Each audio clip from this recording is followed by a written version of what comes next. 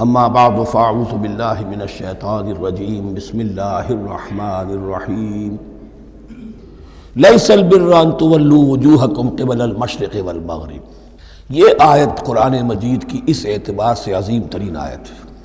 نیکی کی حقیقت کیا ہے، اس کی جڑ کیا ہے، بنیاد کیا ہے، اس کی روح کیا ہے، اس کے مظاہر کیا ہے۔ مظاہر میں اولین شے کون سی ہے، ثانین کون سی ہے، ثالثاً کون سی ہے، اور اس پر ایک پورا علم الاخلاق جو قرآن کا ایک مکمل کتاب تصنیف کی جا سکتی ہے۔ ایتھکس، قرآنک ایتھکس کے لیے یہ آیت ایک یوں سمجھیے کہ جڑ اور بنیاد ہے۔ لیکن یہ سمجھ لیں کہ یہ آیت یہاں آئی کیوں ہے۔ پس منظر میں وہی تحویل قبلہ ابھی ہے۔ تحویل قبلہ کے 4 رکوع 15، 16، 17، 18 یہ تو سالڈ ہے۔ اس سے پہلے 14ویں رکوع میں آیت تھی للہ المشرق والمغرب فأینما تولوا فثم وجہ اللہ۔ ادھر بھی پھر اتنی آیتیں چھوڑ کر پھر یہی لیس البر ان تولوا وجوہکم قبل المشرق والمغرب۔ نیکی یہی نہیں ہے کہ تم اپنے چہرے مشرق اور مغرب کی طرف پھیر دو۔ یہ نہیں کہا یہ نیکی نہیں ہے، نیکی یہی نہیں ہے، یہ بھی نیکی ہے۔ جو ظاہر ہوگا نیکی کا وہ بھی نیکی ہے، لیکن اصل شے اس کا باطن ہے۔ باطن صحیح ہے، نیک ہے تو حقیقت میں نیکی نیک ہے، ورنہ نہیں۔ ولیکن البر، بلکہ نیکی تو اس کی ہے۔ اب یہاں سے شروع ہوا جو نیکی کی جڑ ہے، بنیاد ہے۔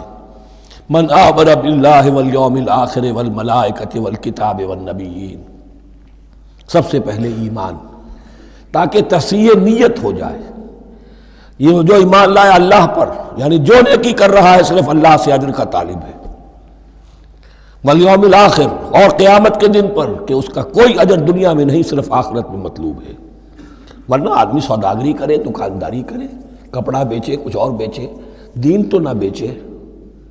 دین کا کام کر رہا ہے تو اس کے لیے سوائے اخروی نجات کے اور سوائے اللہ کی رضا کے کوئی اور شے مقصود نہ ہو۔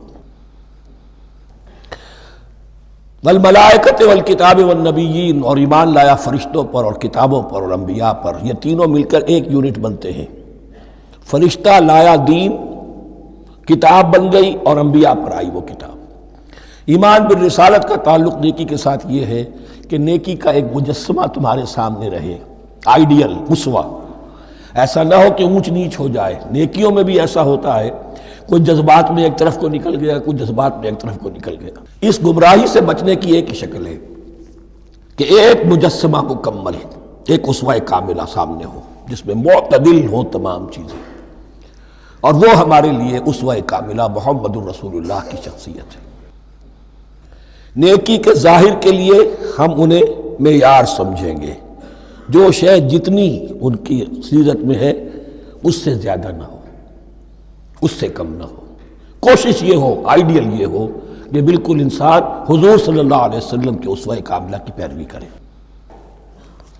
ولیکن البر من آمن باللہ والیوم الآخر والملائکۃ والکتاب والنبیین وآتی المال علی حبہ ذوی القربى والیتامی والمساکین وابن السبیل، اور دیا اس نے مال، یا دے وہ مال اس کی محبت کے علی الرغم، علی حبہ، اللہ کی طرف نہیں ہے، علی حب المال، علی الرغم مال محبوب ہے پھر بھی وہ خرچ کر رہا ہے، ذوی القربہ قرابت داروں پر، والیتامی یتیموں پر، والمساکین محتاجوں پر، وابن السبیل مسافر پر، والسائلین اور مانگنے والوں پر، وفی الرقاب اور لوگوں کی گردنیں چھڑانے میں۔ گویا کہ نیکی کے مظہر میں اولین مظہر یہ ہے انسانی ہمدردی۔ اگر یہ نہیں ہے تو نیکی نہیں ہے۔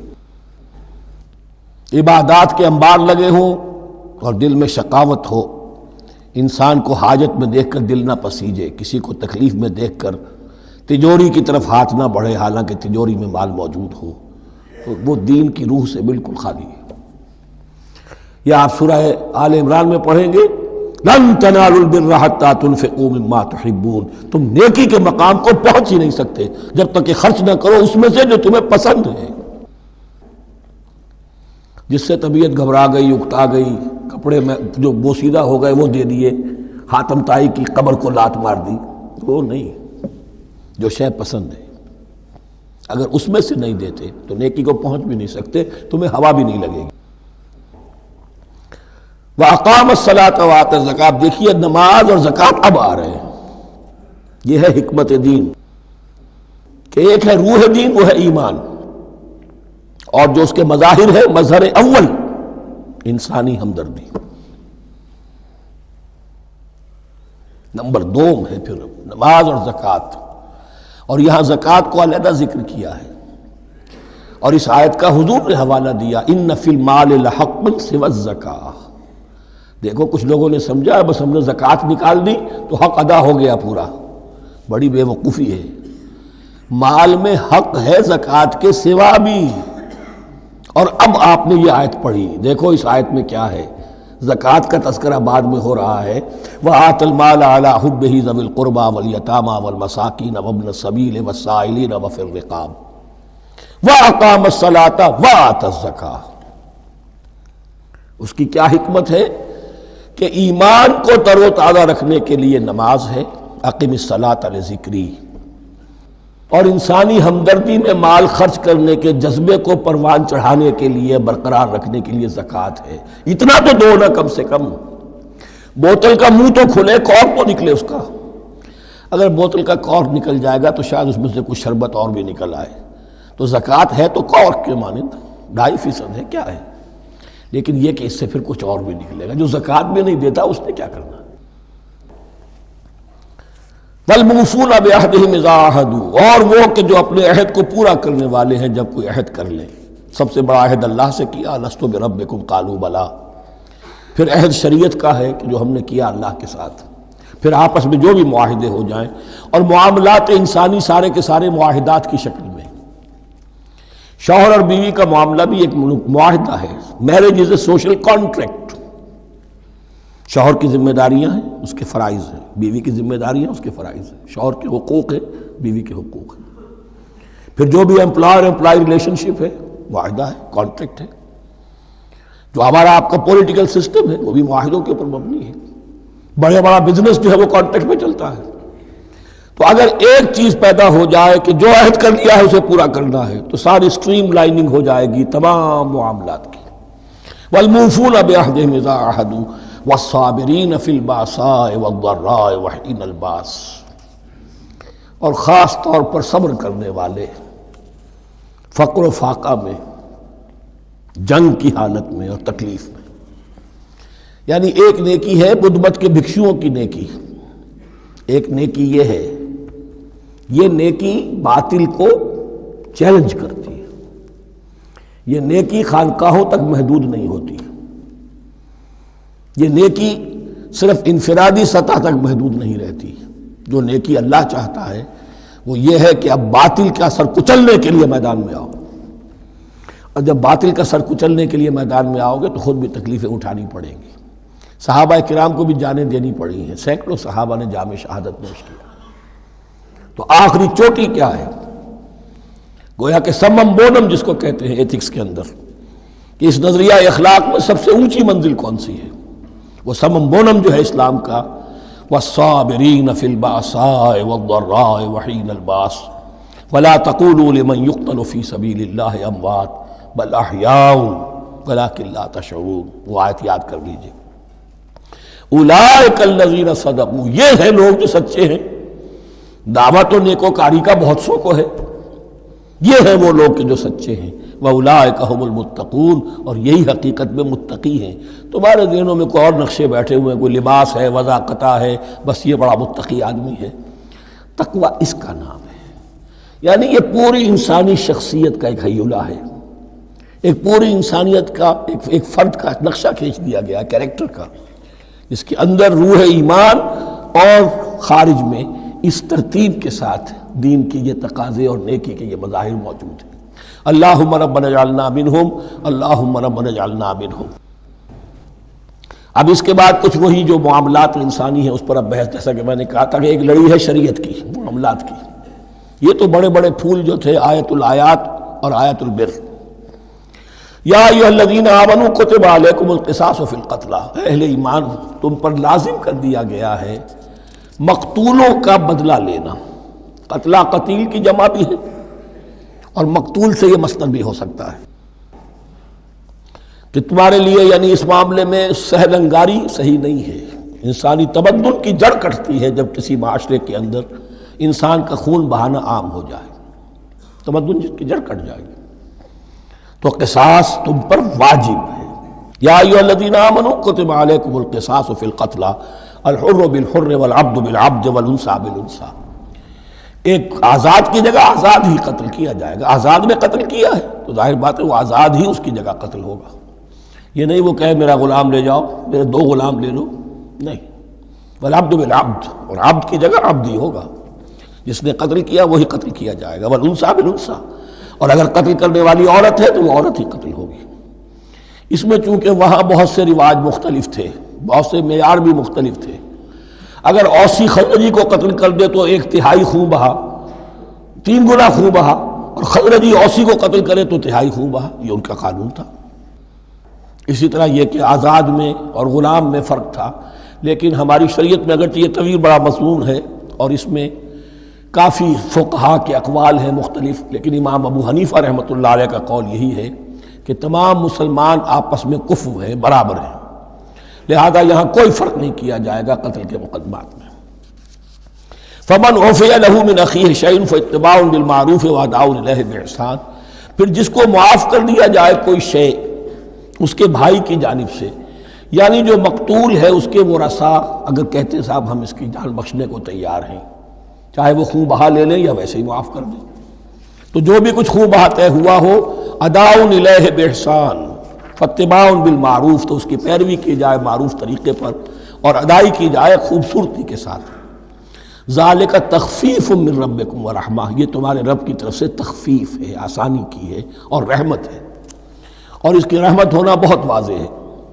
اگر یہ شکل نہ ہو تو پھر قتل در قتل کا سلسلہ جو ہے وہ جاری رہتا ہے، لیکن اگر یہ ہو گیا کہ قاتل کو لا کے سامنے کھڑا کر دیا، لو بھائی اب تمہارے ہاتھ میں اس کی جان ہے، چاہو تو یہ قتل کر دیا جائے گا، چاہو احسان کرنا چاہو بخشنا چاہو ویسے ہی بخش دو، چاہو تو خون بہا لے لو۔ اس سے کیا ہوگا کہ وہ دشمنیوں کا جو دائرہ ہے وہ پھر سمٹ جاتا ہے، بڑھتا نہیں۔ اس میں بڑی رحمت ہے اللہ کی طرف سے۔ قانون جو ہے اسلام میں قتل کا، اس میں مدعی ریاست نہیں ہوتی۔ آج کل ہمارے ہاں غلطی یہ ہے، مدعی ریاست بن جاتی ہے۔ یہ مدعی ہوتا ہے یہاں پر جو بھی مقتول کے ورثاء ہیں، اور کسی کو صدر کو کیا، صدر کے باپ کو بھی اختیار نہیں ہے کہ کسی قاتل کو معاف کر دے۔ قاتل کو معاف کرنے کا جو اختیار ہے وہ صرف مقتول کے ورثاء کو ہے، کوئی صدر نہیں کر سکتا۔ ہمارے دستور میں ہے، پوری شرع پوری شق موجود ہے۔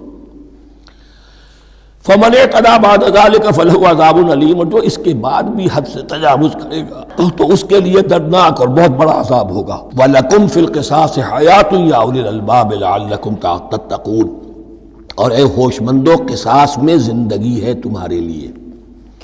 ایک روحانی تصور ہے معاف کر دینا اچھا ہے، اسلام بھی کہتا ہے ان تعفوا وتصفحوا وتغفروا فإن اللہ غفور رحیم، لیکن قتل کے مقدمات میں سہل انگاری جو ہے وہ اچھی نہیں ہے، پیروی شدت کے ساتھ ہونی چاہیے تاکہ اس سے آگے قتل کا سلسلہ بند ہو۔ وَلَكُمْ فِي الْقِصَاصِ حَيَاةٌ يَا أُولِي الْأَلْبَابِ لَعَلَّكُمْ تَتَّقُونَ، تاکہ تم بچ سکیں۔ اب کوتبہ علیکم دوبارہ آ گیا۔ یہ کوتبہ کے لفظ کو سمجھ لیجئے، جہاں بھی کوئی شے فرض کی جائے گی، لازم کی جائے گی، وہ کوتبہ ہے۔ اسی لیے شریعت کے لیے قرآن مجید میں جو لفظ ہے الکتاب، الکتاب اس معنی میں کہ اس میں شریعت خداوندی پوری کی پوری موجود ہے۔ کتب علیکم، کتب علیکم اذا حضر احدکم الموت ان ترک خیرا الوصیۃ للوالدین والاقربین بالمعروف، تم پر واجب کر دیا گیا، فرض کر دیا گیا، جب تم میں سے کسی کی موت کا وقت آ جائے، اگر وہ کوئی خیر مال چھوڑ رہا ہو، دولت چھوڑ رہا ہو، تو اس کے لیے فرض کر دیا گیا وصیت کرنا اپنے والدین کے حق میں اور رشتہ داروں کے حق میں انصاف کے ساتھ۔ ابھی چونکہ قانون وراثت نازل نہیں ہوا تھا، یہ ابتدائی قدم اٹھایا گیا۔ وہاں ہوتا یہ تھا جو آج بھی ہندوؤں میں ہوتا ہے، جو مر گیا اس کی ساری جائیداد کا مالک جو ہے بڑا بیٹا، چھوٹے بیٹے بھی نہیں، نہ بیٹیاں نہ بیوی، کچھ نہیں، تو سارا کا سارا مال جو ہڑپ کر جاتے تھے، کسی کو کچھ نہیں۔ یہاں یہ کہ اب پہلا ابتدائی حکم دیا گیا، لیکن یہ آیت منسوخ ہو جائے گی سورہ نساء میں جب پورا قانون وراثت آ گیا، تو اب یہ آیت منسوخ شمار ہوتی ہے۔ ناسخ وہ قانون وراثت ہے جو سورہ نساء کے دوسرے رکوع میں آئے گا۔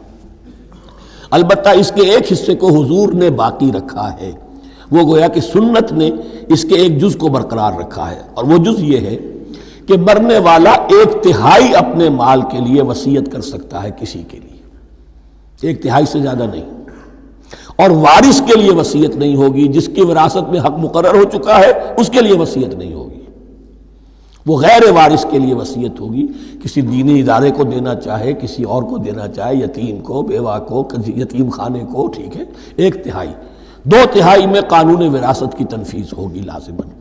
تو اس آیت کا صرف اتنا حصہ باقی رکھا ہے حضور نے صلی اللہ علیہ وسلم۔ حقاً علی المتقین، یہ اللہ کا تقوی رکھنے والوں پر حق ہے، واجب ہے کہ وہ وصیت کریں کہ ہمارے والدین کو یہ مل جائے، فلاں رشتہ دار کو یہ مل جائے، باقی جو ہے جو بھی ورثاء ہیں لے جائیں۔ فمن بدلہ بعد ما سمعہ، تو جس نے بدل دیا اس وصیت کو اس کے بعد کہ اسے سنا تھا، فإنما اسمہ علی الذین یبدلونہ، تو اس کا بوجھ، اس کا گناہ انہی پر آئے گا جو تبدیل کرتے ہیں۔ جو وصیت کرنے والا تھا وہ بری ہے، اس نے صحیح وصیت کی تھی، جس نے بعد میں اس وصیت میں تحریف کی، تبدیلی کی، اس کا وبال، اس کا بوجھ انہی پر آئے گا۔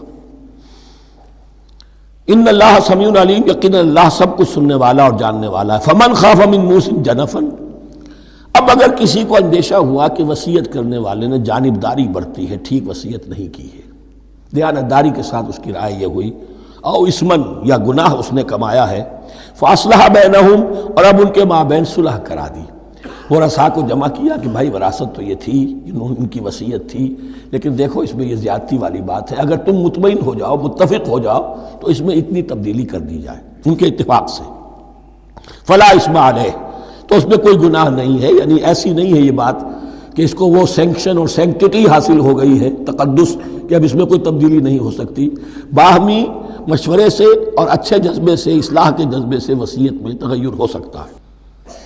ان اللہ غفور الرحیم، یقیناً اللہ تعالی بخشنے والا ہے، رحم فرمانے والا۔ اب لڑی آ گئی دوسری عبادت والی، عبادت میں صوم۔ جہاں تک نماز کا ذکر ہے تو وہ تو مکی صورتوں میں اس کا بے تحاشا مرتبہ ذکر موجود ہے، لیکن یہاں جو ہے معاملہ صوم، اس سے پہلے مکی دور میں صوم کا کہیں کوئی تذکرہ ہی نہیں، نہ عربوں میں اس کا رواج تھا۔ یہ لفظ بھی عربی زبان میں تھا گھوڑوں کے لیے، گھوڑے روزہ رکھتے تھے، رکھتے کیا تھے بیچارے، انہیں رکھوایا جاتا تھا، کیونکہ عربوں کا جو معاملہ تھا وہ لوٹ مار، غارت گری، اور اس کے لیے انہیں چاہیے تیز رفتار سواری، جاؤ حملہ کرو، لوٹو مارو اور بھاگو۔ اونٹ جو ان کی فضا اور ان کے ماحول کے لیے مناسب تھا، وہ زیادہ تیز دوڑ نہیں سکتا، اپنی اس ضرورت کے لیے گھوڑا چاہیے تھا۔ گھوڑے میں عرب کا سخت موسم برداشت کرنے کی عادت نہیں، نازک جانور ہے، وہ پیاسا تو نہیں رہ سکتا 7 دن تک جیسے کہ اونٹ رہ سکتا ہے، بھوکا نہیں رہ سکتا، وہ لو کے تھپیڑے نہیں برداشت کر سکتا، لہذا عرب اس کو رکھواتے تھے روزہ، کھانا پینا بند کیا اور اس کے جو ہے منہ کر کے کھڑے ہو گئے جب گرم تیز ہوا چل رہی ہے، خود تو اپنے آپ کو لپیٹ لیا اپنے گھتنے میں، غترہ کہلاتا ہے وہ جو بھی کپڑا اوپر ہوتا ہے، اور وہ اس گھوڑے کو جو ہے وہ ساری آگ اس پر برس رہی ہے تاکہ اس میں عادت پیدا ہو جائے جھیلنے کی، برداشت کرنے کی، تو جنگ کے موقع پر کہیں یہ دغا نہ دے جائے، اگر یہی ہمت ہار گیا تو اس کا تو کیا گیا جائے گا، تو اصل میں سوار ہے جو مارا گیا۔ یہ روزہ ان کے ہاتھ تھا، لیکن جب حضور آئے مدینے میں تو یہاں یہود میں روزے کا رواج تھا، وہ ایک تو عاشورہ کا روزہ رکھتے تھے، اس لیے کہ وہ تاریخ تھی جس میں کہ نجات ملی تھی بنی اسرائیل کو فرعونیوں سے۔ پہلے یہ کہ ہر مہینے میں 3 روزے، اب اگر 30 کے 30 روزے ایک ہی مہینے میں فرض کر دیے گئے ہوتے اور وہ ہوتے جون جولائی کے تو جان نکل جاتی۔ بہترین تدبیر یہ کی گئی ہر مہینے میں، اور یہ موسم سارے آ رہے ہیں اس میں۔ پھر کچھ عرصے کے بعد یہ رمضان کا روزہ فرض کیا گیا۔ پہلا جو روزہ تھا 3 دن کا، اس میں یہ بھی تھی اجازت کہ جو اگر مسافر نہیں ہے، بیمار بھی نہیں ہے، طاقت رکھتا ہے روزہ رکھنے کی، پھر بھی روزہ نہ رکھے تو اس کا فدیہ یہ ہے کہ 1 مسکین کو کھانا کھلائے، علی الاطلاق تھا یہ۔ جب رمضان کے روزے کی فرضیت ہو گئی تو اب یہ فدیہ نہیں ہے، البتہ حضور نے اس کو باقی رکھا ایسے شخص کے لیے جو بہت بوڑھا ہے یا کوئی خاتون بہت بوڑھی ہے، برداشت نہیں کر سکتی، یا کوئی بیمار ہے، کسی سخت ایسی بیماری میں ہے کہ روزہ اس کے لیے جان کے لیے ہلاکت کا اندیشہ ہو سکتا ہے، اس کے لیے فدیہ برقرار رکھا۔ عام طور پر صحت مند شخص جو مسافر بھی نہ ہو اس کے لیے یہ رعایت ختم ہو گئی۔ یہ ہے ان آیات کی تعبیر جس پر میں پہنچا ہوں، اور بہت عرصے بہت پہلے پہنچ گیا تھا، لیکن چونکہ اکثر مفسرین نے یہ بات نہیں لکھی ہے تو میں جھجکتا رہا، لیکن بعد میں مجھے معلوم ہوا کہ مولانا انور شاہ کاشمیری رحمۃ اللہ علیہ کی رائے یہی ہے، تو مجھے اعتماد ہو گیا۔ اور پھر مجھے اس کا ذکر جو ہے یہ تفسیر کبیر میں امام راضی کے ہاں بھی مل گیا کہ متقدمین کے ہاں یہ رائے موجود تھی کہ پہلی 2 آیتیں جو ہیں اس روزے سے متعلق یہ رمضان کے روزے سے متعلق نہیں ہیں، بلکہ وہ 3 ہر مہینے کی 13، 14 اور 15 ایام 20 کے روزے حضور نے بعد بھی رکھے ہیں نفلاً، لیکن شروع میں یہ 3 روزے رکھنے کا حکم دیا گیا تھا۔ پہلی 2 آیتیں اس 6 آیتوں پر مشتمل رکوع، اور یہ ایک عجیب مقام ہے۔ قرآن مجید کے احکام بہت دفعہ ہے، نماز کے احکام قرآن میں بہت دفعہ ہیں، کہیں وضو کا ہے، کہیں تیمم کا ہے، کہیں اور نماز خوف کا ہے، مختلف جگہوں پر، لیکن صوم کی عبادت پر یہ 6 آیات کامل ہیں، مکمل ہیں، اس کی حکمت، اس کی غرض و غایت، اس کے احکام سب کے سب اس میں آ گئے۔ اب پہلی 2 آیتیں کون سی ہیں؟ یا ایھا الذین آمنوا کتب علیکم الصیام کما کتب علی الذین من قبلکم لعلکم تتقون، اے ایمان والو تم پر بھی فرض کیا گیا روزہ رکھنا جیسے کہ فرض کیا گیا تھا تم سے پہلوں پر، تاکہ تمہارے اندر تقویٰ پیدا ہو جائے۔ وہ جنگ کے لیے کرواتے تھے گھوڑوں کو تیار، تمہیں تقویٰ کے لیے اپنے آپ کو تیار کرنا ہے، بھوک کو قابو میں رکھ سکو، شہوت کو قابو میں رکھ سکو، پیاس کو برداشت کر سکو۔ اللہ کی راہ میں جنگ کے لیے تمہیں نکلنا ہوگا، اس میں بھوک بھی آئے گی، پیاس بھی آئے گی، اپنے آپ کو تیار کرو جہاد کے لیے۔ اور یہ بات واضح ہو جائے گی، اگلے رکوع سے قتال کی بحث شروع ہو جائے گی۔ روزے کی یہ گفتگو ہو رہی ہے تمہیداً قتال کے لیے، جیسے گھوڑوں کو تیار کیا جاتا تھا، صوم رکھوایا جاتا تھا قتال کے لیے۔ ایام معدودات، گنتی کے چند دن ہیں، یہ گویا کہ ثبوت ہے اس کا کہ یہ 2-3 دن سے زیادہ، معدود جو ہے وہ عربی زبان میں 9 سے زیادہ نہیں ہو سکتا۔ معدودہ جب آئے گا، ایام معدودات، یہ جمع جو ہے جمع قلت کہلاتی ہے۔ معدودات، معدودہ بڑی سے بڑی رقم ہو سکتی ہے، لیکن معدودات جمع قلت ہے۔ گنتی کے چند روز ہیں۔ فمن کان منکم مریضا، ان میں بھی یہ رعایت ہے کہ جو تم میں سے بیمار ہو، او علی سفر، یا سفر پر ہو، فعدۃ من ایام اخر، تو وہ تعداد پوری کر لے دوسرے دنوں میں۔ وعلی الذین یطیقونہ، اور جو اس کی طاقت رکھتے ہوں، فدیۃ طعام مسکین، وہ فدیہ دیں، ایک مسکین کا کھانا کھلانا۔ ان آیات کی تفسیر میں جیسا کہ میں نے عرض کیا مفسرین کے بہت سے اقوال ہیں، اب میں اس کی بحث بھی نہیں جا سکتا، جو میں نے اپنے مطالعے کے بعد رائے قائم کی ہے میں صرف وہی بیان کر رہا ہوں کہ اس وقت، اور یہ امام راضی کے الفاظ ہیں کہ یہ فرضیت الگ تعیین نہیں تھی بلکہ الگ تخییر تھی۔ فرض تو ہے روزہ، لیکن اس کا بدل بھی دیا جا رہا ہے، اگر تم نہیں رکھنا چاہتے تو تم ایک مسکین کو کھانا کھلا دو۔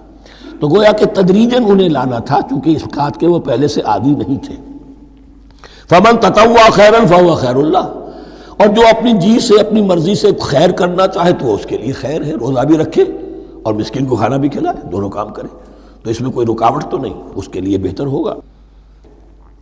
وَأَن تَصُومُوا، اور دیکھو اگر روزہ رکھو، خیر لکم ان کنتم تعلمون، یہ تمہارے لیے بہتر ہے اگر تم جانو۔ اب یہاں بھی ایک طرح کی رعایت کا انداز ہے۔ اب آ رہی ہیں 2 آیتیں جو خاص رمضان کے روزے سے متعلق ہیں، حکمت اور غرض و غایت۔ پھر ایک آیت طویل آئے گی، احکام، اور پھر ایک آیت آئے گی لٹمس ٹیسٹ۔ یہ 6 آیتیں۔ شہر رمضان الذی انزل فیہ القرآن، رمضان کا مہینہ وہ ہے جس میں قرآن نازل کیا گیا۔ ھدی للناس وبینات من الھدی والفرقان، لوگوں کے لیے ہدایت، اور ہدایت کے بھی روشن بینات باتیں، والفرقان، اور حق و باطل میں فرق کر دینے والی چیز۔ فمن شہد منکم الشہر، تو جو کوئی بھی پائے اس مہینے کو، یا جو شخص بھی مقیم ہو اس مہینے میں، مسافر نہ ہو، فلیصم، اس پر لازم ہے کہ روزہ رکھے۔ اب وہ وجوب علی التخییر ختم ہو گیا، اب وجوب علی التعیین، اب یہ لازم ہے، یہ رکھنا ہے۔ ایک رعایت باقی رکھی، ومن کان مریضا او علی سفر فعدۃ من ایام اخر، جو بیمار ہے یا یہ کہ سفر پر ہے وہ تعداد پوری کر لے دوسرے دنوں میں۔ یرید اللہ بکم الیسر ولا یرید بکم العسر، اللہ تمہارے ساتھ آسانی چاہتا ہے، سختی نہیں چاہتا۔ یہ لوگ اپنے اوپر سختیاں جھیلتے ہیں، شدید جو ہے سفر کے اندر بھی روزہ رکھے ہوئے ہیں، حالانکہ یہاں اجازت دی ہوئی ہے۔ یہ بلکہ حضور نے ایک مرتبہ ایک سفر میں کافی سرزنش کی، کچھ ایک جہاد اور قتال پہ نکلے تھے، لیکن کچھ لوگوں نے اس سفر میں بھی روزہ رکھ لیا۔ نتیجہ یہ ہوا کہ سفر کے بعد جہاں منزل میں اب جا کر خیمے لگانے تھے وہ نڈھال ہو کر گر گئے۔ جن لوگوں کا روزہ نہیں تھا انہوں نے پھر وہ خیمے لگائے، منزل کا کام کیا۔ تو حضور نے فرمایا کہ لیس من البر الصیام فی السفر، روزے رمضان اس میں سفر میں روزہ رکھنا کوئی نیکی کا کام نہیں ہے۔ لیکن ہمارا تصور اور ہے، 105 بخار چڑھا ہوا ہے، روزہ نہیں کھولوں گا میں، روزہ تو میں نے رکھا ہوا ہے، یا روزہ تو میں نہیں چھوڑوں گا۔ حالانکہ جہاں رعایت اللہ کی ہے اس رعایت سے فائدہ نہ اٹھانا ایک طرح کا کفران نعمت ہے۔ وَلِتُكْمِلُوا الْعِدَّةَ، لیکن تمہیں عدت اور تعداد اب پوری کرنی ہوگی۔ وہ جو تھی ایک رعایت کہ فدیہ دے کر فارغ ہو جاؤ، وہ نہیں ہے۔ وَلِتُكَبِّرُوا اللَّهَ عَلَىٰ مَا هَدَاكُمْ، اور تاکہ تم تکبیر کرو اللہ کی اس پر کہ جو اس نے ہدایت تمہیں عطا فرمائی۔ وَلَعَلَّكُمْ تَشْكُرُونَ، اور تاکہ تم شکر کر سکو اس نعمت عظمیٰ کا جو قرآن حکیم کی شکل میں تمہیں دی گئی ہے۔ اس موضوع پر میرا کتابچہ عظمت صوم اور عظمت صیام و قیام قرآن، اس میں یہ سارے مضامین تفصیل سے آئے ہیں، کیا حکمت ہے، کیا غرض و غایت ہے، کیا مقصد ہے، اور آخری منزل کیا ہے۔ وَإِذَا سَأَلَكَ عِبَادِي عَنِّي فَإِنِّي قَرِيبٌ۔ مطلوب تو یہ ہے کہ تمہارا جو یہ جسم حیوانی ہے یہ کچھ کمزور پڑے، روح ربانی جو تم میں پھونکی گئی ہے اسے تقویت حاصل ہو۔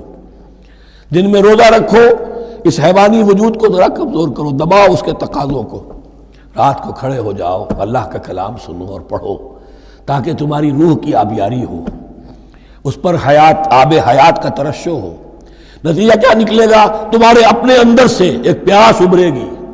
وَإِذَا سَأَلَكَ عِبَادِي عَنِّي فَإِنِّي قَرِيبٌ، تقرب الی اللہ کا جذبہ پیدا ہوگا۔ تو اے نبی، جب میرے بندے، ایسے بندے آپ سے میرے بارے میں سوال کریں، ان کو بتا دیجئے میں قریب ہوں، دور نہیں ہوں۔ یہ حقوق انسانی کا میرے نزدیک دنیا میں سب سے بڑا میگنا کارٹا ہے۔ اللہ اور بندے کے درمیان کوئی فصل نہیں ہے، فصل اگر ہے تو تمہاری اپنی خباثت ہے۔ اگر تمہاری نیت میں فساد ہے، حرام خوری تو کرنی ہی کرنی ہے، تو اب کس منہ سے اللہ سے دعا کرو گے؟ پھر جاؤ گے کسی پیر کے پاس، آپ دعا کر دیجئے، یہ نذرانہ حاضر ہے۔ یہ طریقہ کیا ہے؟ انسان کا نفس حائل ہے اور کوئی نہیں، ورنہ ہم تو مائل بے کرم ہیں، کوئی سائل ہی نہیں، راہ دکھنا ہے کسی رہنوی منزل ہی نہیں، کوئی پوپ نہیں، کوئی پنڈت نہیں، کوئی پادری نہیں، کوئی پیر نہیں، کوئی نہیں۔ جب چاہو اللہ سے ہم کلام ہو جاؤ، اس سے بڑا حق کیوں خالق و مخلوق میں حائل رہے پردے؟ پیران کلیسا کو کلیسا سے اٹھا دو، میرا ہر بندہ جب چاہے جہاں چاہے مجھ سے ہم کلام ہو جائے۔ ہاں شرط ہے اس کی، وہ شرط آگے آ رہی ہے۔ اجیب دعوت الداعی اذا دعان، میں تو ہر پکارنے والے کی پکار سنتا ہوں، اور سنتا نہیں جواب دیتا ہوں، اور صرف جواب نہیں دیتا، قبول کرتا ہوں۔ اجابت میں یہ تینوں چیزیں موجود ہیں۔ اور اذا دعان، جہاں مجھے پکارے جب پکارے، there and then میں موجود ہوں۔ لیکن شرط کیا ہے؟ فَلْيَسْتَجِيبُوا لِي، انہیں بھی تو میرا کہنا ماننا چاہیے۔ یہ یک طرفہ بات نہیں ہوگی۔ فَاذْكُرُونِي أَذْكُرْكُمْ، تم مجھے یاد رکھو گے تو میں تمہیں یاد رکھوں گا۔ یہ دو طرفہ معاملہ ہے۔ تم شکر کرو گے میں تمہاری قدردانی کروں گا، تم میری طرف چل کر آؤ گے میں بھاگ کر آؤں گا، تم بارش برآؤ گے میں ہاتھ بڑھاؤں گا، لیکن تم رخ موڑ لو گے ہم بھی رخ موڑ لیں گے۔ ہماری تو غرض نہیں ہے، غرض ہے تو تمہاری ہے۔ تم رجوع کرو گے ہم بھی رجوع کر لیں گے، تم توبہ کرو گے ہم اپنی نظر کرم پھر تمہاری طرف متوجہ کر دیں گے۔ لیکن ہر چیز ان تنصروا اللہ ینصرکم، اللہ کی مدد کرو گے تو اللہ تمہاری مدد کرے گا۔ تمہاری دوستیاں ہو، پینگے بڑھا رہے ہو اللہ کے دشمنوں کے ساتھ، ساز باز ہو اللہ کے دشمنوں کے ساتھ، اور کھڑے ہو جاؤ قنوت نازلہ میں اللہ سے مدد مانگنے کے لیے، تم سے بڑا بے وقوف کون ہوگا؟ پہلے اللہ کی طرف رخ تو کرو، اللہ سے اپنا معاملہ درست کرو۔ ہاں اس میں کوئی یہ شرط نہیں ہے کہ پہلے ولی کامل اس وقت توبہ کرو خلوص نیت سے اور سارے پردے ہٹ جائیں گے، لیکن خلوص نیت کے ساتھ توبہ۔ وَإِذَا سَأَلَكَ عِبَادِي عَنِّي فَإِنِّي قَرِيبٌ أُجِيبُ دَعْوَةَ الدَّاعِ إِذَا دَعَانِ فَلْيَسْتَجِيبُوا لِي وَلْيُؤْمِنُوا بِي لَعَلَّهُمْ يَرْشُدُونَ أُحِلَّ لَكُمْ لَيْلَةَ الصِّيَامِ الرَّفَثُ إِلَىٰ نِسَائِكُمْ۔ اب یہ ہے احکام کی آیت، بڑی طویل ہے، کیونکہ یہود کے ہاں شریعت میں روزہ جو ہے شروع ہو جاتا تھا شام کو ہی، اور رات بھی روزے میں شامل تھی، تو تعلق زن و شو بھی نہیں ہو سکتا، اور کوئی سحری وحری کا تصور نہیں تھا، جیسے ہی سوئے رات شروع، روزہ شروع، اب اگلے دن تک غروب آفتاب تک روزہ رہے گا۔ ہمارے ہاں روزے میں نرمی کی گئی ہے، ایک تو یہ کہ رات کو اس سے خارج کر دیا، روزہ دن کا ہے، اور رات کے وقت تعلق زن و شو بھی ہے، کھانا پینا بھی ہے، جو پابندیاں روزے کی ہیں وہ سب اٹھ گئی۔ لیکن ہو یہ رہا تھا کہ لوگ سمجھ رہے تھے کہ شاید وہی جو احکام ہیں یہود کے ہاں شاید وہی ہمارے ہاں بھی ہیں، اس لیے وہ ایسا بھی ہوتا تھا اپنے جذبات میں بیویوں سے مقاربت کرتے تھے، لیکن دل میں سمجھتے تھے کہ ہم نے غلط کام کیا ہے۔ یہاں اب ان کو اطمینان دلایا جا رہا کہ نہیں، أُحِلَّ لَكُمْ لَيْلَةَ الصِّيَامِ الرَّفَثُ إِلَىٰ نِسَائِكُمْ، حلال کر دیا گیا ہے تمہارے لیے روزے کی راتوں میں اپنی بیویوں کے پاس جانا۔ ہن لباس لکم وانتم لباس لہن، وہ پوشاک ہے تمہارے لیے، تم پوشاک ہو ان کے لیے۔ بڑا بلیغ کنایا ہے یہ، جیسے لباس میں اور جسم میں کوئی پردہ نہیں ہے، لباس ہی تو پردہ ہے نا، لباس میں اور جسم میں تو کوئی پردہ نہیں، ایسے ہی بیوی میں اور شوہر میں کوئی پردہ نہیں۔ ہن لباس لکم وانتم لباس لہن۔ ویسے بھی انسان کے اخلاق کی حفاظت کرنے والی، مرد کے اخلاق کی حفاظت کرنے والی بیوی ہے، بیوی کے اخلاق کی حفاظت کرنے والا مرد ہے۔ وہ مجھے اقبال کا شعر یاد آ رہا تھا، تعلیم نئی ہو کہ پرانی، نسوانیت زن کا نگہباں ہے فقط مرد۔ نہ پردہ نہ تعلیم نئی ہو کہ پرانی، نسوانیت زن کا نگہباں ہے فقط مرد۔ بہرحال ایک دونوں کے لیے وہ ایک ضرورت بھی ہے، ان کی پردہ پوشی بھی کرتے ہیں ایک دوسرے کی، اور اس طریقے سے لباس کی جو ہے اس میں کنایا کیا گیا۔ علم اللہ انکم کنتم تختانون انفسکم، اللہ کے علم میں ہے کہ تم اپنے آپ کے ساتھ خیانت کر رہے تھے، ایک کام کر رہے تھے جو گناہ نہیں ہے، لیکن تم سمجھتے تھے گناہ ہے، تو اپنے آپ سے خیانت ہو گئی کہ نہیں؟ اصلاً وہ گناہ نہیں تھا لیکن تمہارے علم میں نہیں تھا، لیکن تم یہ سمجھتے ہوئے بھی کہ یہ ممنوع ہے، اس کا ارتکاب کر رہے تھے۔ علم اللہ انکم کنتم تختانون انفسکم فتاب علیکم، تو اللہ نے تم پر نظر رحمت فرمائی، وعفا عنکم، اور بخش دیا، معاف کر دیا، جو بھی خطائیں ہو گئی ہیں وہ سب کے سب معاف سمجھو۔ فالآن باشروہن، اب ان کے ساتھ جو بھی تعلق زو شے ہے وہ قائم کرو۔ وابتغوا ما کتب اللہ لکم، اور تلاش کرو، حاصل کرو جو کچھ اللہ نے تمہارے لیے لکھ دیا ہے۔ کیا لکھ دیا ہے؟ ایک تو اولاد تعلق زن و شو میں، اور ایک سکون ہے کہ جو اللہ تعالیٰ نے اس میں رکھا ہے، لِتَسْكُنُوا إِلَيْهَا، قرآن مجید میں یہ الفاظ آئے، ایک تسکین ہے، سکون ہے، اعصاب کا تناؤ جو ہے وہ اس کے بعد جو ہے اس کے اندر ایک سکون کی کیفیت پیدا ہو جاتی ہے۔ اور یہی اس میں حکمت ہے کہ حضور اپنے ہر سفر میں ہم ایک زوجہ محترمہ کو ضرور ساتھ رکھتے تھے، اس لیے کہ قائد کو، سپہ سالار کو کسی وقت بڑی ایسی یعنی پریشان کن صورتحال میں فیصلے کرنے پڑتے ہیں، جذبات پر دباؤ ہوتا ہے اور اعصاب پر دباؤ ہوتا ہے، تو ساتھ اگر کوئی اہلیہ بھی موجود ہو تو اس میں، اور اس کے بہترین مواقع سیرت میں آئے ہیں، وہ پھر کسی وقت میں بیان کروں گا۔ وابتغوا ما كتب الله لكم وكلوا واشربوا حتى يتبين لكم الخيط الابيض من الخيط الاسود من الفجر، اور کھاؤ اور پیو یہاں تک کہ واضح ہو جائے تمہارے لیے سفید دھاری فجر کی سیاہ دھاری سے، یعنی یہ پاؤ پھٹنے کے لیے استعارہ ہے کہ جب سفیدہ نمایاں ہوتا ہے ایک لکیر کی طرح، پاؤ پھٹ گئی، اس وقت تک کھانے پینے کی چھوٹ ہے، سحری جو ہے آپ کر سکتے ہیں، بلکہ کلو واشربو، کھاؤ اور پیو، اور اس کی حدیث میں تاکید آئی ہے اور یہ بھی فرمایا ہمارے اور یہود کے روزے کے مابین سحری جو ہے وہ فرق ہے. تسحروا فإن فی السحور برکہ، سحری ضرور کیا کرو اس لیے کہ سحری میں برکت ہے. ثم اتموا الصیام الی اللیل، پھر رات تک روزے کو پورا کرو. اب رات تک میں اکثر فقہا کے نزدیک غروب آفتاب مراد ہے. اہل تشیع اس سے ذرا آگے جاتے ہیں کہ رات کا لفظ آیا ہے تو ذرا اور غروب آفتاب پر چند منٹ گزر جائے، لیکن ہمارے اہل سنت کے ہاں غروب آفتاب جو ہے وہی گویا کہ یہ اس کی غایت ہے. وَلَا تُبَاشِرُوهُنَّ وَأَنْتُمْ عَاكِفُونَ فِي الْمَسَاجِدِ، لیکن یہ رعایت جو تمہیں دی جا رہی ہے اس میں ایک استثناء ہے.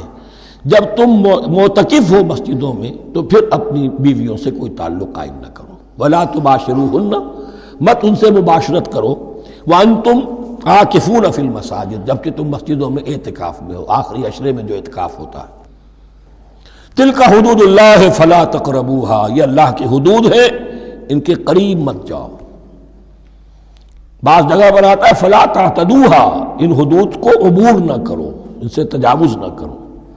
تو حرام تو یہی شے ہوگی کہ حدود سے تجاوز کیا جائے، لیکن احتیاط اس میں ہے to keep at a safe distance, ذرا دور رہو. آخری حد تک چلے جاؤ گے تو اندیشہ ہے کہ کہیں اس حد کو کراس نہ کر جاؤ. فلا تقربوها، اللہ کے حدود سے ذرا ایک سیف ڈسٹینس کے اوپر رہنا ضروری ہے. کذالک یبین اللہ آیاتہ للناس، اسی طرح اللہ تعالیٰ واضح کرتا ہے اپنی نشانیاں لوگوں کے لیے، لعلہم یتقون، تاکہ وہ تقوی کی روش اختیار کر سکے، بچ سکے. اب وہ لٹمس ٹیسٹ والی آیت آ گئی. تقوی کا ٹیسٹ کیا ہے؟ روزہ اس لیے فرض کیا کہ تقوی پیدا ہو جائے. یہ سارے احکام تمہیں دیے جا رہے ہیں تاکہ تمہیں تقوی پیدا ہو جائے. ٹیسٹ کیا ہے؟ تقوی کا لٹمس ٹیسٹ عقل حلال. یہ نہیں ہے کوئی نیکی نہیں. وَلَا تَأْكُلُوا أَمْوَالَكُمْ بَيْنَكُمْ بِالْبَاطِلِ، اپنے مال آپس میں باطل طریقوں سے ہڑپ نہ کرو. وَتُدْلُوا بِهَا إِلَى الْحُكَّامِ، اور اپنے مال کو ذریعہ نہ بناؤ حکام تک پہنچنے کا. لِتَأْكُلُوا فَرِيقًا مِنْ أَمْوَالِ النَّاسِ بِالْإِثْمِ، تاکہ تم لوگوں کے مال کو ہڑپ کر سکو گناہ کے ساتھ. وَأَنْتُمْ تَعْلَمُونَ، اور تم اس کو جانتے بوجھتے کر رہے ہو. جو شخص اس معیار سے تو اس سے باز آ گیا وہ ہے متقی. یہ لسٹ میں ٹیسٹ ہے. ورنہ نمازوں کی تعداد، روزوں کی تعداد اور حرام کھانا تو تقویٰ نہیں. یہ میں حیران ہوتا ہوں کہ اب اس پر کبھی غور نہیں کیا ہے لوگوں نے کہ یہ آیت کہاں سے آ گئی درمیان میں. روزے کے احکام اور اس کے بعد قتال کے احکام بھی شروع ہوں گے، حج کے احکام شروع ہوں گے، یہ بیچ میں آیت. واقعہ یہ ہے کہ جیسے روزے کی حکمت کا نقطہ عروج کیا ہے، وَإِذَا سَأَلَكَ عِبَادِي عَنِّي فَإِنِّي قَرِيبٌ، روح انسانی میں ایک طلب پیدا ہو جائے تقرب اللہ کی. اسی طرح احکام صوم میں جو کلائمیکس ہے وہ یہ ہے، وَلَا تَأْكُلُوا أَمْوَالَكُمْ بَيْنَكُمْ بِالْبَاطِلِ وَتُدْلُوا بِهَا إِلَى الْحُكَّامِ لِتَأْكُلُوا فَرِيقًا مِنْ أَمْوَالِ النَّاسِ بِالْإِثْمِ وَأَنْتُمْ تَعْلَمُونَ. يَسْأَلُونَكَ عَنِ الْأَهِلَّةِ، اے نبی آپ سے پوچھ رہے ہیں چاند کی گھٹتی بڑھتی صورتوں کے بارے میں. قُلْ هِيَ مَوَاقِيتُ لِلنَّاسِ وَالْحَجِّ، کہہ دیجئے یہ لوگوں کے لیے ایک اوقات کا تعین ہے، کیلنڈر ہے، اور حج کے لیے. اب دیکھو آپ کو معلوم ہے کہ یہ اللہ تعالیٰ نے ایک کیلنڈر لٹکا دیا ہے. معلوم ہو گیا یہ چاند پہلی تاریخ ہو گئی. کچھ دنوں کے بعد آپ نے دیکھا معلوم ہوتا ہے کہ اب ایک ہفتہ گزر گیا ہے، آدھا چاند ہو گیا ہے. 2 ہفتے ہو گئے، پورا چاند ہو گیا ہے. پھر نے گھٹنا شروع کیا. تو یہ گویا کہ لوگوں کے لیے اوقات کار کی تعین کے لیے، اور خاص طور پر سب سے اہم شے حج. اور یہ نوٹ کیجئے صوم کے بعد حج، اور حج کے ساتھ قتال. حج وہ عبادت ہے جو ایک خاص جگہ پر ہو سکتی ہے. نماز ہر جگہ ہو سکتی ہے، روزہ ہر جگہ ہو سکتا ہے، عبادت اور ہر جگہ ہو سکتی ہے، اور زکوٰۃ ہر جگہ دی جا سکتی. حج تو وہی ہوگا. اور وہ تھا اس وقت زیر تسلط مشرکین کے، اور مشرکین کے تسلط سے نکالنے کے لیے قتال لازم تھا. اس قتال کے لیے صبر پہلے پیدا ہونا ضروری ہے. جو گھوڑوں کو روزہ رکھواتے تھے پہلے خود روزہ رکھو. یہ ترتیب ہے، ربط ہے. صوم کے احکام، فوراً حج اور قتال کے احکام. یسألونک عن الأہلة قل ہی مواقیت للناس والحج ولیس البر بأن تأتوا البیوت من ظہورها ولکن البر من اتقى، اور یہ کوئی نیکی نہیں ہے کہ تم گھروں میں ان کی پشت پر سے داخل ہو، بلکہ نیکی تو اس کی ہے جس میں تقوی ہے۔ یہ اصل میں ان کے ہاں ایک رواج تھا، کیونکہ حج تو ہو رہا تھا ایام جاہلیت میں بھی، اس کے مناسک کی بگڑی ہوئی شکلیں بھی موجود تھیں، کچھ ترمیمیں انہوں نے کر دی تھی، لیکن حج تو تھا ان کا۔ وہ یہ کرتے تھے جب گھر سے مکے سے نکل گئے احرام باندھ کر، اب اگر کسی ضرورت سے گھر واپس جانا پڑ گیا تو سمجھتے تھے کہ احرام باندھ کر نکل آئے ہیں، اب دروازے سے تو نہیں جا سکتے، گھسیں گے کہیں پیچھے سے کہیں اوپر سے پھاند کر دیوار آئیں گے، اور اسے سمجھتے تھے بڑا تقویٰ ہے یہ۔ فرمایا یہ کوئی نیکی کی بات نہیں، یہ سرے سے نیکی نہیں۔ ولیس البر، یہ ہرگز نیکی نہیں ہے ان تأتوا البیوت من ظہورها کہ تم ان کے تم گھروں میں داخل ہو ان کے پچھواڑے سے، ولکن البر من اتقى۔ اب یہاں اس پوری آیت کو ذہن میں رکھ لیجئے، آیت البر کے آخر میں لفظ تھا اولئک هم المتقون ولکن البر من اتقى، گویا کہ وہ پورا تصور جو ہے یہاں پر جو آیا بر میں آ چکا ہے، اس کو اس لفظ کے حوالے سے اس پورے تصور کو پھر آپ کے ذہن میں تازہ کر دیا۔ وَأْتُوا الْبُيُوتَ مِنْ أَبْوَابِهَا، گھروں میں داخل ہو ان کے دروازوں سے، وَاتَّقُوا اللَّهَ لَعَلَّكُمْ تُفْلِحُونَ، اور اللہ کا تقوی اختیار کرو تاکہ تم فلاح پاؤ۔ وَقَاتِلُوا فِي سَبِيلِ اللَّهِ الَّذِينَ يُقَاتِلُونَكُمْ، لیجئے قتال آ گیا۔ اب یہ تیسری کڑی آ گئی نا، ایک لڑی عبادات کی، ایک لڑی معاملات کی، ایک لڑی انفاق کی، ایک لڑی قتال کی، یہ چوتھی کڑی ہے۔ وَقَاتِلُوا فِي سَبِيلِ اللَّهِ الَّذِينَ يُقَاتِلُونَ، اللہ قتال کرو اللہ کی راہ میں ان سے جو تم سے قتال کر رہے ہیں۔ وَلَا تَعْتَدُوا، لیکن حد سے تجاوز نہ کرو۔ ان اللہ لا يحب المعتدین، اللہ تعالی حد سے تجاوز کرنے والوں کو پسند نہیں کرتا۔ وَاقْتُلُوهُمْ حَيْثُ ثَقِفْتُمُوهُمْ، انہیں قتل کرو جہاں بھی پاؤ۔ وَأَخْرِجُوهُمْ مِنْ حَيْثُ أَخْرَجُوكُمْ، اور نکالو انہیں وہاں سے جہاں سے انہوں نے تمہیں نکالا ہے۔ مہاجرین کہاں سے نکالے گئے تھے؟ مکے سے۔ محمد الرسول اللہ پر وہاں پر حیات تنگ کر دی گئی تھی، قافیہ تنگ کر دیا گیا تھا، تبھی تو آپ نے ہجرت کی۔ نکالو انہیں وہاں سے جہاں سے انہوں نے تمہیں نکالا ہے۔ والفتنة اشد من القتل، اور یہ خیال نہ رہے کہ قتل اور خون ریزی جو ہے تو بری بات ہے، فتنہ اس سے بھی زیادہ بری بات ہے۔ فتنہ کیا ہے؟ ایسے حالات جن میں کہ انسان اللہ خدائے واحد کی بندگی نہ کر سکے، اسے غلط کاموں پر مجبور کیا جائے، حرام خوری پر مجبور ہو گیا ہو، یہ سارے حالات فتنہ ہیں۔ تو قتل اور خون ریزی اتنی بری شے نہیں ہے جتنی فتنہ۔ والفتنة اشد من القتل ولا تقاتلوهم عند المسجد الحرام حتى يقاتلوكم فيه، ہاں مسجد حرام وہ چونکہ اسے تو امن کی جگہ بنا دیا گیا ہے، ان سے جنگ مت کرو مسجد حرام کے پاس جو بھی حرم کا علاقہ ہے، حتیٰ یقاتلوکم، یہاں تک کہ وہ خود تم سے قتال کریں اس میں۔ فَإِن قَاتَلُوكُمْ، پھر اگر وہ تم سے قتال کرتے ہیں، جنگ کرتے ہیں، فَاقْتُلُوهُمْ، تو قتل کرو انہیں۔ كَذَلِكَ جَزَاءُ الْكَافِرِينَ، یہی بدلہ ہے کافروں کا۔ وَفَإِنِ انْتَهَوْا فَإِنَّ اللَّهَ غَفُورٌ رَحِيمٌ، اگر وہ باز آ جائے تو اللہ غفور اور رحیم ہے۔ وَقَاتِلُوهُمْ حَتَّى لَا تَكُونَ فِتْنَةٌ وَيَكُونَ الدِّينُ لِلَّهِ، اب جب یہ جنگ کا مرحلہ شروع ہو گیا ہے دعوت محمدی کے سلسلے میں صلی اللہ علیہ وسلم، تو مسلمانوں جان لو ایک دور تھا 12-13 برس تک تمہیں حکم تھا کفو ایدیکم، مارے کھاؤ ہاتھ نہ اٹھاؤ۔ اب یہ نیا دور ہے، آ گیا ہے، تمہاری دعوت و تحریک جو ہے وہ نئے دور میں داخل ہو گئی ہے۔ اب جب تمہاری تلواریں نیام سے باہر آ گئی ہیں، اب یہ نیام میں نہ جائیں جب تک کہ فتنہ بالکل ختم نہ ہو جائے اور دین اللہ ہی کے لیے ہو جائے، اللہ کا دین قائم ہو جائے۔ یہ آیت دوبارہ آئے گی اور زیادہ نکھری ہوئی شان کے ساتھ سورہ انفال میں، وَقَاتِلُوهُمْ حَتَّى لَا تَكُونَ فِتْنَةٌ وَيَكُونَ الدِّينُ كُلُّهُ لِلَّهِ، دین کل کا کل، جز نہیں، دین کی بالادستی پوری انسانی زندگی پر، انفرادی بھی اجتماعی بھی، اور اجتماعی کے بھی سارے پہلو، politico socio economic system, totally وہ اللہ کے احکام کے تابع ہو۔ وَقَاتِلُوهُمْ حَتَّى لَا تَكُونَ فِتْنَةٌ وَيَكُونَ الدِّينُ لِلَّهِ فَإِنِ انْتَهَوْا فَلَا عُدْوَانَ إِلَّا عَلَى الظَّالِمِينَ، پھر اگر وہ باز آ جائیں، صلح چاہے تو ٹھیک ہے، پھر ظالموں کے اوپر جو ہے سوائے ظالموں کے کسی پر زیادتی جائز نہیں۔ الشہر الحرام بالشہر الحرام، حرمت والا مہینہ بدلہ ہے حرمت والے مہینے کا، والحرمات قصاص، اور حرمات کے اندر بھی بدلہ ہے۔ فمن اعتدى علیکم فاعتدوا علیہ بمثل ما اعتدى علیکم، تو جو کوئی بھی تم پر زیادتی کرتا ہے، دست درازی کرتا ہے، تو تم بھی اس کے خلاف کارروائی کرو، اقدام کرو جیسے کہ اس نے تم پر زیادتی کی۔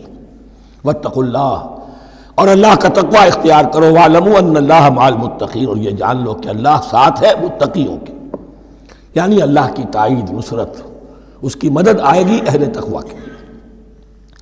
اب دیکھیے وہ تیسری کڑی یہاں بہت چھوٹی سی آئی ہے، قتال کی ذرا زیادہ بڑی کڑی آ گئی ہے اور یہ چھوٹی سی کڑی آ رہی ہے۔ قتال کے لیے لازم ہے انفاق بھی۔ جنگ کیسے ہوگی اگر فوج کے لیے ساز و سامان نہ ہو، رسد کا اہتمام نہ ہو، ہتھیار نہ ہو، سواریاں نہ ہو، کیسے ہوگی جنگ؟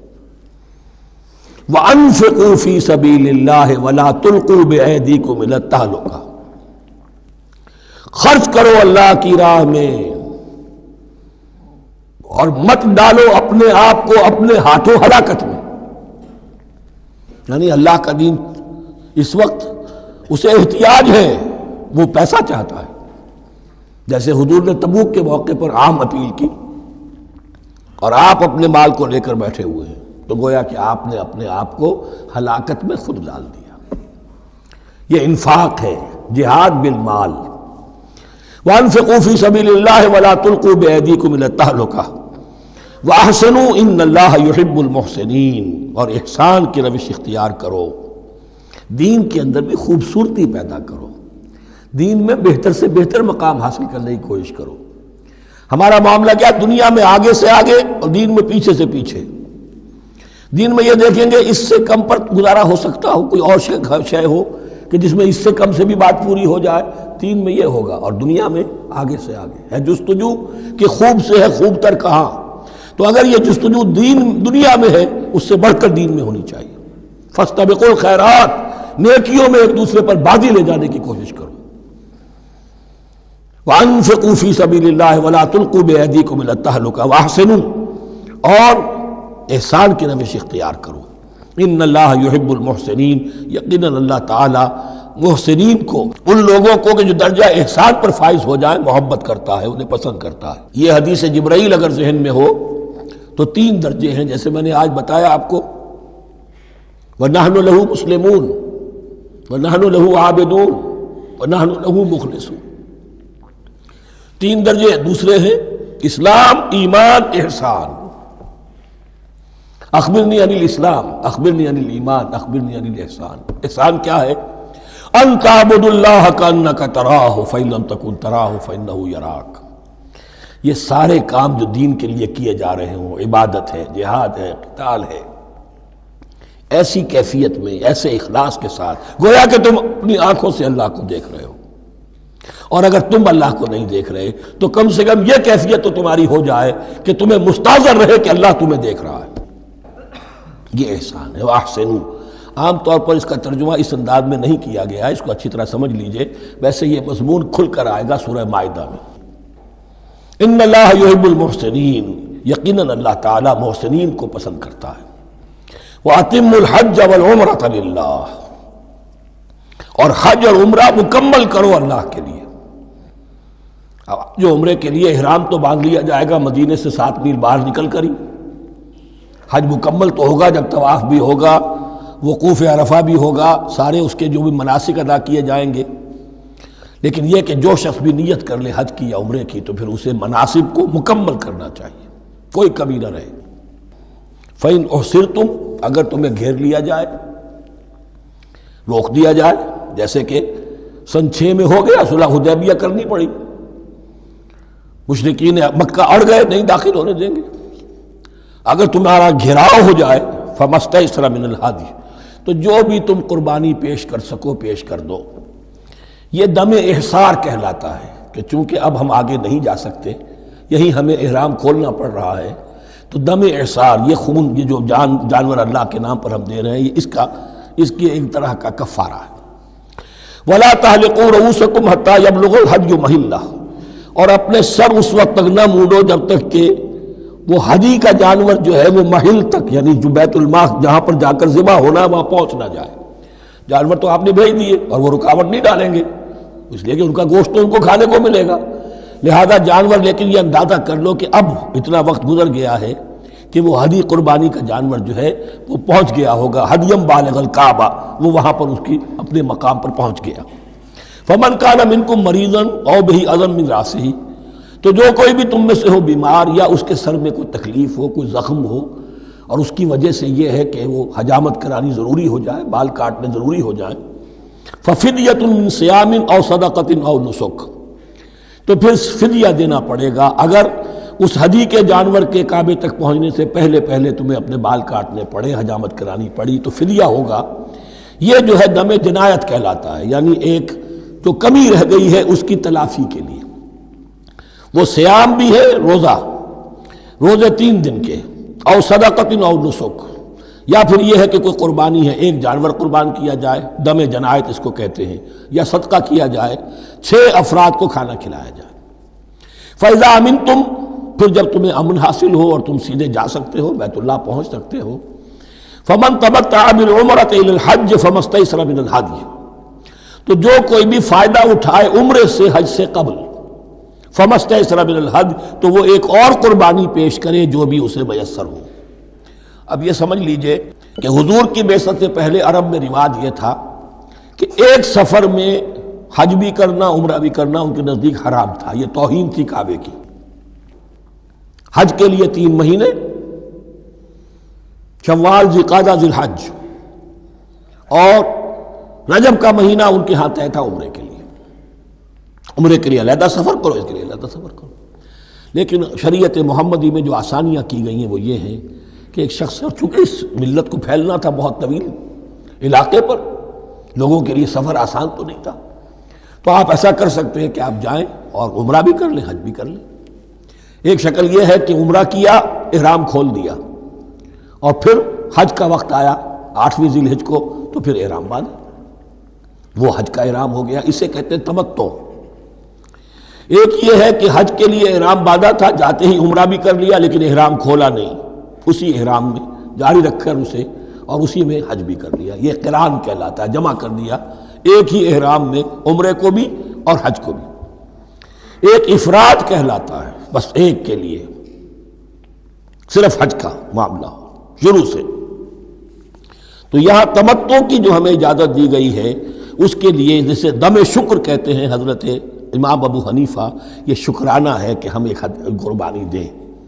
لیکن امام شافعی کے نزدیک یہ بھی دم جنایت ہے، یہ بھی جبر ہے، چنانچہ امام ابو حنیفہ کے نزدیک یہ قربانی جو دی جاتی ہے اس کا گوشت قربانی دینے والا بھی کھا سکتا ہے 1/3 کے درجے میں، لیکن امام شافعی کے نزدیک نہیں، یہ ایک صدقے کے اور اس کے دم جنایت کے قریب کی شے ہے، اس کا گوشت جو ہے قربانی دینے والا خود نہیں کھا سکتا۔ فَمَن لَّمْ يَجِدْ، اب اگر کسی کے پاس نہیں ہے یہ ہدیہ پیش کرنے کو، فَصِيَامُ ثَلَاثَةِ أَيَّامٍ فِي الْحَجِّ، تو اب اس پر لازم ہے کہ حج میں 3 روزے رکھے، 7ویں، 8ویں اور 9ویں ذی الحج کو روزہ رکھے غیر ایام حج میں۔ 10ویں کا روزہ نہیں ہو سکتا، وہ عید کا دن ہے، یوم النحر ہے۔ وَسَبْعَةٍ إِذَا رَجَعْتُمْ، اور 7 روزے رکھو جب کہ تم واپس چلے جاؤ، اپنے گھروں میں جا کر 7 روزے رکھو۔ تِلْكَ عَشَرَةٌ كَامِلَةٌ، یہ 10 روزے ہوں گے مکمل۔ ذَلِكَ لِمَن لَّمْ يَكُنْ أَهْلُهُ حَاضِرِ الْمَسْجِدِ الْحَرَامِ، لیکن یہ رعایت کہ حج اور عمرہ ایک ہی سفر میں کر لیا جائے اور ایک ہی احرام میں کر لیا جائے، یا 2 احراموں میں کیا جائے، یا یہ کہ ان دونوں کو جمع کرنے کی شکل جو ہے، یہ ایک رعایت ہے کن کے لیے؟ ذَلِكَ لِمَن لَّمْ يَكُنْ أَهْلُهُ حَاضِرِ الْمَسْجِدِ الْحَرَامِ، جس کے اہل و عیال مسجد حرام کے قریب نہیں رہتے، دور سے آ رہے ہیں، تو ظاہر بات ہے کہ ان کے لیے رعایت ہوگی۔ واتقوا اللہ، اللہ کا تقوی اختیار کرو، وَاعْلَمُوا، اور جان لو، ان اللہ شدید العقاب، یقیناً اللہ تعالیٰ سزا دینے میں بھی بہت سخت ہے۔